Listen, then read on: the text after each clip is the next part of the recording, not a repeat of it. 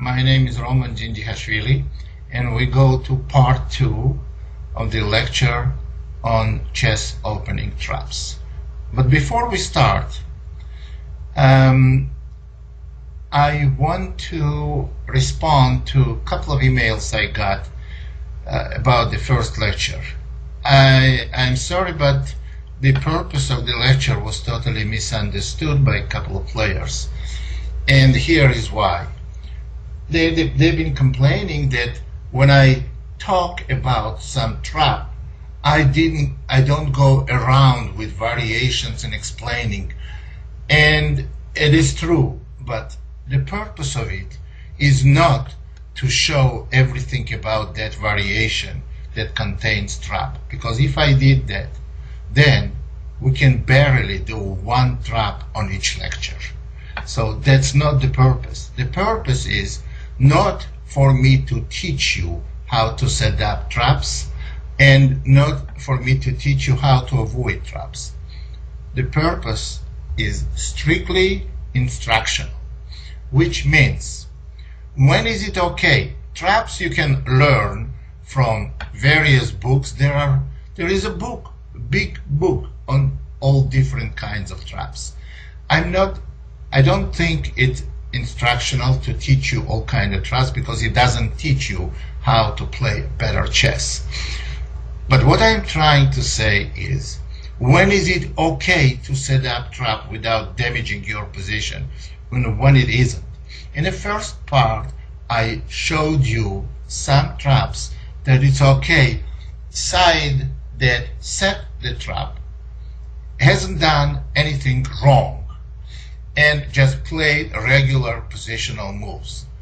But now we're going to see some controversial traps that you setting trap that your opponent may fall into, and then you win the game.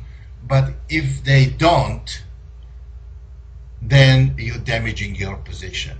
I'm strictly against this kind of traps because you may win game or two, but you don't get better overall as a chess player.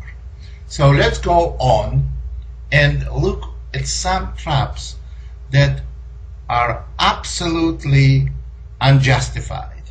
For example, e4, e5, knight f3, knight c6, bishop c4. In this position, many moves. There is knight f6 move, there is bishop c5 move, there is even bishop e7 move. All these moves are okay to play. But there is a move like knight d4, for example. Okay, if you don't know basic ABC principles of chess, then this lecture is not for you. If you do know those basic principles, then you can see that knight d4 move violates every principle of chess. You make two moves with the same piece. You are willing to double your pawns if white takes the knight, and it slows your development. However, it sets the trap. This is exact opposite of the type of traps I want you to set. And the reason, because if white simply plays primitive knight takes d4, e takes d, and goes d3, for example. Now, what did black accomplish here? Black doubled the pawns on d file. So also black made two moves with a c6 and d4 with the knight, just to exchange for the other knight that made one move, and they are way behind in development, having very bad position. But the trap is,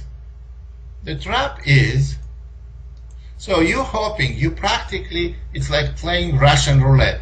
You're hoping your opponent to take, and then after queen takes g5, if your opponent continues to be greedy, oh, then you're going to win the game because you attack the rook, and if rook goes to f1, you win white's queen because queen has to go to e2, and you just take the queen, because if white plays bishop e2, then knight f3 is a checkmate. Now this is very wrong way to play chess. I understand that you may win the game in 5 or 6 moves, and you're going to be very happy, but you don't develop overall as a chess player. It's kind of coffee house chess, and it's a bad way to play. So this is the kind of trap that should not ever be set for black.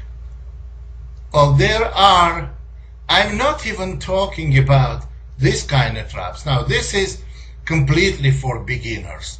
Now, it sets a trap of a checkmate on f7 in one move. So, obviously, if you do this, you're going to get checkmated. This is kind of a simplified version of what we did, even though here is direct mate threat. It's a pretty bad way to play chess. Black can simply go g6, and after queen f3 just continue development, getting significant edge, developing their pieces. So this is a bad way, and now by setting trap you damage your position severely. So those are the kinds of traps you should stay away from setting. Now let me show you one interesting, it's a kind of trap that white should never set. Well, here is Sicilian defense, regular position. It's not even opening trap, it's trap right after the opening. d4, cd, knight d4, knight c6, knight c3, d6, bishop e2, a6. I watched this game being played, castle, bishop d7, rook e1. Those are not the best moves, but I'm not here to discuss the position. I'm here to show you, to make my point, how you have, if you set the trap, move has to be natural and well justified. If you at the same time to set the black played knight e7 here. That's not the best move. Black won, but it's possible. If white goes bishop e3, black will go knight g6. But now let me show you one move here. Bishop g5. That's a trap. It's very tricky. But now if black goes queen a5, attacking the bishop, white doesn't have any better move than bishop e3, which will be met by knight g6, and black practically gained the tempo. Now, where is the trap there? Bishop g5 can be justified only in case black plays h6. Only. If black plays h6, white bishop g5 move pays off, because then knight d to b5. Now, ab, knight takes b5. Now threatening knight takes d6 mate. Knight on e7 cannot be moved because black's queen is hanging, and after knight takes b5, practically the only move is queen b8, knight takes d6, and black is practically lost. If king moves, knight takes f7, and probably best choice for black to take the queen and take the bishop, where black has 3 minor pieces for queen, but their development is awful. Maybe queen c7, maybe simply even rook a1 to d1, and white has next to winning position. Now this is a bad way to set trap. I would never encourage anyone playing bishop g5 in this position. Bishop g5 is kind of a move that if you try to improve as a chess player,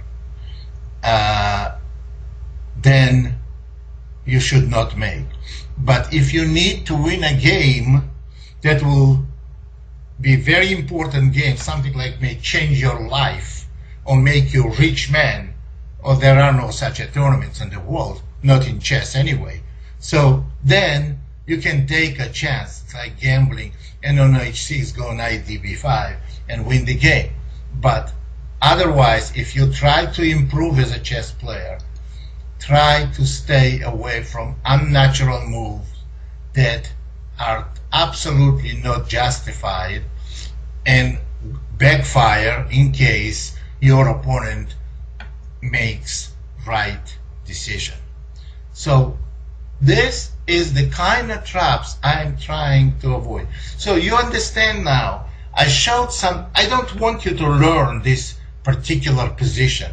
I want you to understand the basics about traps. You set the trap that wins the game only if it doesn't damage your position. You don't lose a tempo. Well, here is a very famous position, and I'm sure most of you know this trap. Here, this trap I'm talking about. I'm sure most of you know. C takes D, E takes D, and knight takes d5. That's the trap. That's the trap. So black set up this trap because after knight takes d5, bishop takes d8, bishop b4 check, black wins the game. But let me explain something. Knight bd7 in this position is not the move that damages black's game. Black is going to go bishop e7, and knight bd7, it's kind of programmed move. It's not, sooner or later, most of the time, is played in this position. So white should not fall in this trap. Bishop takes and bishop check. But white, what should white do? Just after knight d7, play normal knight f3 or e3. And white is okay, game is going on. However, in this position, there's a very, very sharp move, c5. Now, this move is kind of trap. Well, it's not a good move. If white plays correctly, white gets serious advantage after c takes d. C takes d, that's the theory. We don't want to get involved deeply in this theory. Knight c6, queen d2, and in this position, knight takes d5 is bad, and white clearly, after, actually it's not knight d2 here, it's a bishop e7, e4, knight c6, queen d2, and now knight takes d5. Now this move is not even a trap, it just loses a piece for insufficient compensation for black. This is not the way to play for black, and black basically has not enough compensation in bad game. Now let me show you the trap part of it.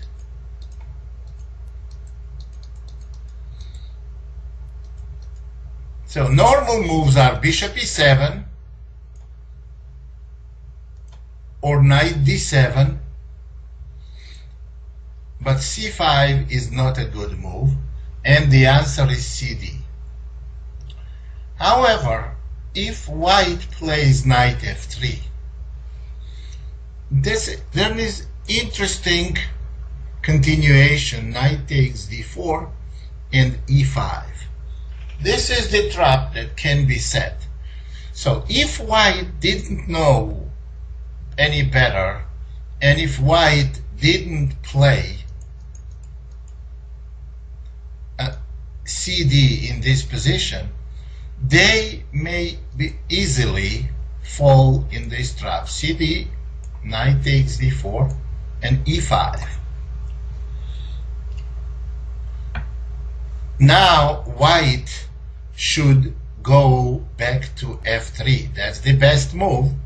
And after d4, knight d5, maybe even knight c6. This is approximately equal position. But if white, after being incorrect, sets a trap themselves, now white makes anti-positional move. And knight db5 is a bad move. Correct move was knight f3. Then black will go a6. And now, in order to avoid immediate trouble, white has to play queen a4 and attempt to capitalize on a6 move. There is a double trap position. Both sides set the trap, but trap that is set by black is deeper and more carefully thought and calculated further. So the idea of knight takes d5 is, if black takes the knight, knight takes f6 check, pawn takes queen check, king takes, white ends up with extra exchange with a rook for a knight, and eventually white is supposed to win this game. But why is it danger of the trap? Because sometimes on any shot combination there may be counter combination. This position, in fact, with black to move is winning for black. This is correct move. A takes b. And on knight takes f6, the winning move is queen takes f6. And now white is down a piece. If bishop takes queen, bishop b4, check. Forces queen d2, bishop takes queen, king takes, black takes the bishop, and you can tell white has a couple of pawns for a piece, but they are bad and weak pawns, and position is practically lost for white. Well, this is a good example how setting traps, besides damaging position, sometimes may backfire because you may fall in a trap yourself. This is very, very carefully should be approached. Now, a lot of people, a lot of players on any level at all, beginning, beginners and even on the highest world championship level, and they make humane mistakes. What they do, they have wishful thinking. Wishful thinking, sometimes when they see some combination, they don't go deep enough to calculate, or they may be a whole. They know well enough not to make anti-positional move. They're not going to make that mistakes on highest level. But they sometimes go to tactics. They see only shots on themselves, and they don't see opponents' counter combinations. And let me tell you something. Chances are your opponent will always find this counter combination, because when they are cornered and when the black see, one side sees that they are cornered, they are about to lose the game, that highly intensifies the search for best continuations. On the other side, you have wishful thinking, and you think, oh, I do this and that's it. But counter combination is extremely, extremely important. Here, let me show you one game that was played many years ago, a long time ago, in France. Knight d2 was played. Now, this is a type of move that, like experimental, of course not well justified. Why should knight go to d2, black c1, block c1 bishop, just to prepare e4? Well, if black simply goes d5, they are doing very well here. You cannot justify knight to d2. But let me tell you something. Black went e5. Now, this is not a bad idea. White took, black went knight g4. Now, if white goes knight f3,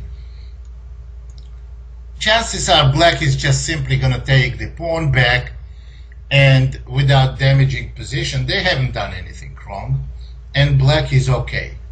However, it sets the trap.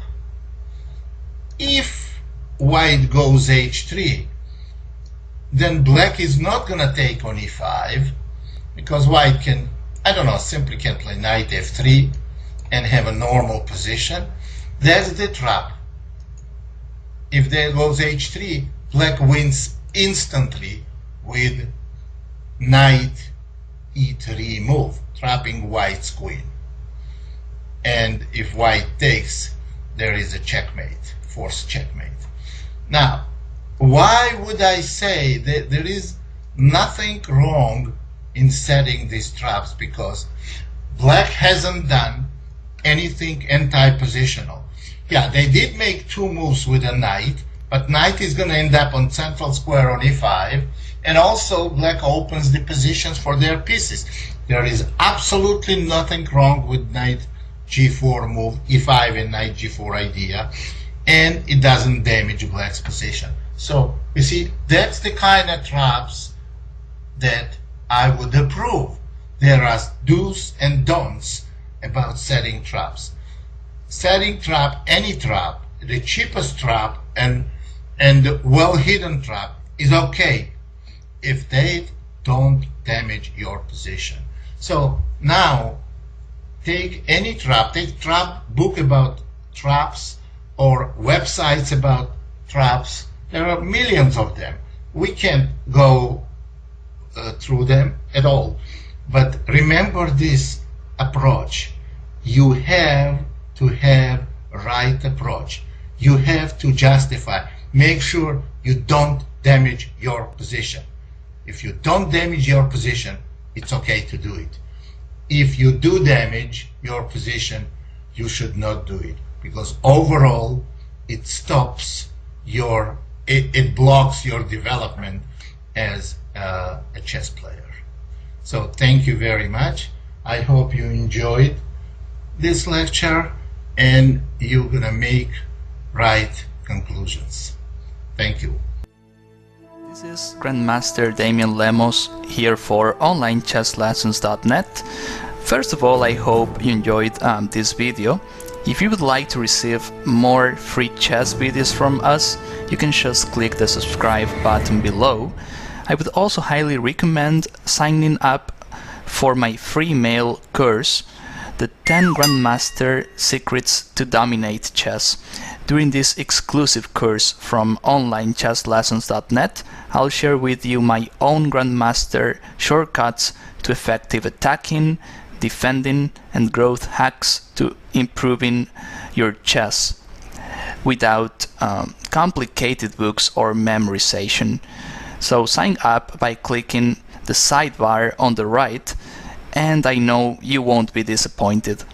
Once more, this is Damien for onlinechesslessons.net, and I'll see you in my videos. Thank you.